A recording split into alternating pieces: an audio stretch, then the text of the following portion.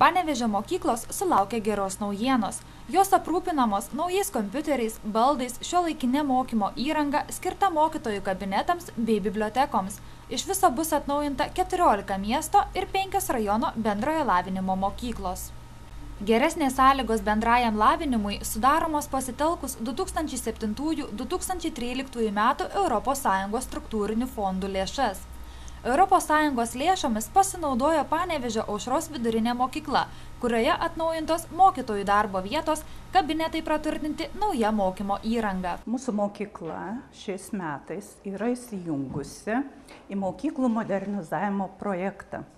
Iš europinių lėšų mokykla gavo pakankamai daug mokymo priemonių, kurias mes galime pritaikyti ugdymo procese.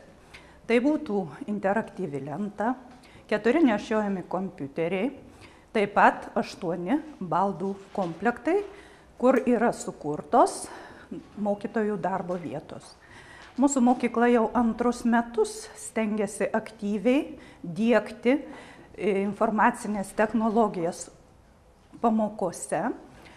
Ir daugiau nei pusė mokomųjų kabinetų yra aprūpinti grafo projektoriais. Tai suteikia galimybės mokytojams pamokų metu įdomiai pateikti mokomąją medžiagą, pakankamai aktyvinti mokinius ir lengviau gal pasiruošti ugdomajam procesui. Taip pat mūsų mokyklos mokytojai, daugiau negu pusė mokyklos mokytojų, turi nešiojimus kompiuterius. Tai irgi palengvina pasiruošimą pamokoms. Mokyklos atnaujinimą įvertino ir moksleiviai. Mano nuomonė svarbus pokyčiai todėl, kad visa ši įranga padeda mums lavinti mūsų vaizdinę atmintį, nes vien skaitant vadovėlius negali įsiminti visko, o vaizdas perteikia vis tiek daugiau nei kai skaitai vadovėlius. Pokyčiai labai svarbus, nes aš atsakysiu labai trumpai, nes mano nuomonė į pokyčius viskas, kas nauja, visos naujovės yra gerai. Svarbus, nes jie didina mūsų motyvaciją, padeda geriau pasiruošti brandos egzaminams, skatina domėtis viskuo ir mūsų vaizdinė atmintis yra daug didesnė negu žodinė.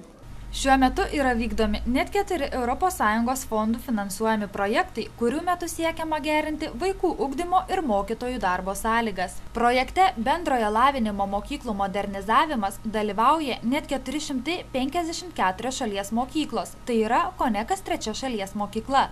Tuo pat metu vykdomas projektas skirtas 240 mokyklų bibliotekų modernizavimui.